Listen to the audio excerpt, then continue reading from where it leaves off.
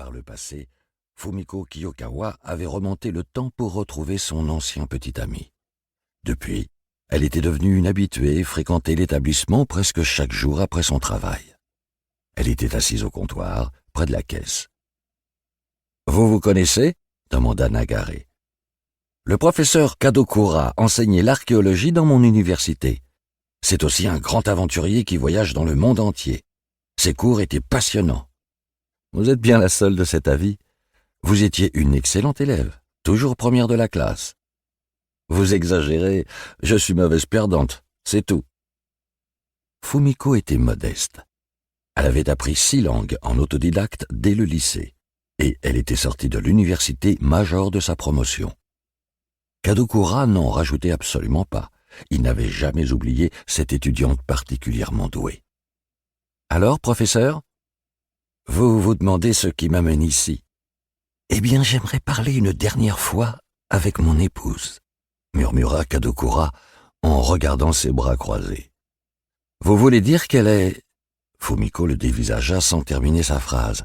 « Ah non, elle est vivante. » L'expression de Fumiko se détendit, mais celle de Kadokura était toujours aussi sombre. Fumiko et Nagare, qui avaient compris qu'il y avait un « mais », attendaient la suite en silence. « Elle est vivante, mais son cerveau a été endommagé dans un accident. Et depuis, elle est réduite à l'état végétatif. Cela fera bientôt 2 ans. En moyenne, l'espérance de vie des patients dans sa situation est de 3 à 5 ans au plus. Compte tenu de son âge, les médecins m'ont avisé qu'elle pouvait nous quitter à tout moment. Je comprends. Vous aviez l'intention de retourner dans le passé pour éviter que cet accident se produise, c'est cela?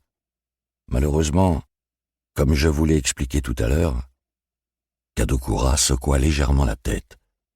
Ne vous inquiétez pas, je ne suis pas ici dans ce but. Si j'avais pu lui venir en aide, j'aurais bien sûr saisi l'occasion. Mais je me suis fait une raison. Pour être honnête, à ce stade, il se gratta le front. C'est la curiosité qui l'emporte, avoua-t-il en riant nerveusement. Comment ça? Demanda Fumiko perplexe. Retourner dans le passé sans que cela affecte le présent, voilà une perspective séduisante, non? Répondit Kadokura sur un ton espiègle. Puis il s'assombrit à nouveau et ajouta. Ça vous choque que je raisonne ainsi alors que ma femme est devenue un légume? Pas du tout, mentit Fumiko avec un sourire forcé. Elle en a vu de toutes les couleurs avec moi. L'archéologie me passionne depuis ma jeunesse, et dans la vie, je n'en ai fait qu'à ma tête.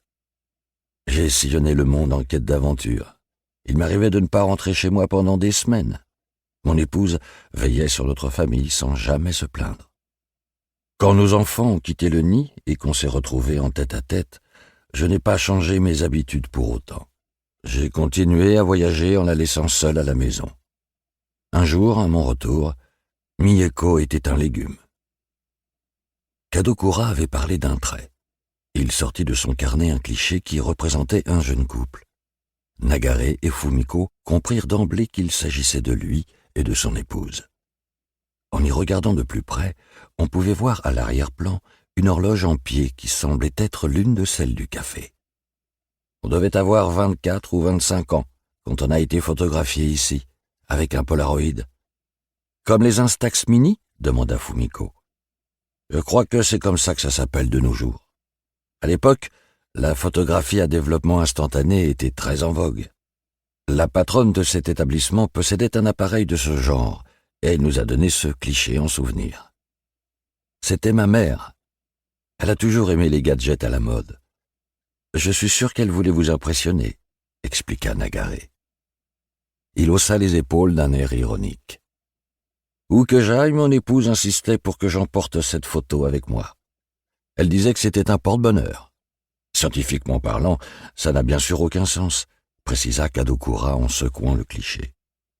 Vous aimeriez remonter à ce jour-là? Non, je n'ai jamais remis les pieds ici, mais il semblerait que ma femme y retrouvait nos enfants à l'occasion. Quitte à retourner dans le passé, je préférerais que ce soit 2 ou 3 ans avant son accident. Très bien.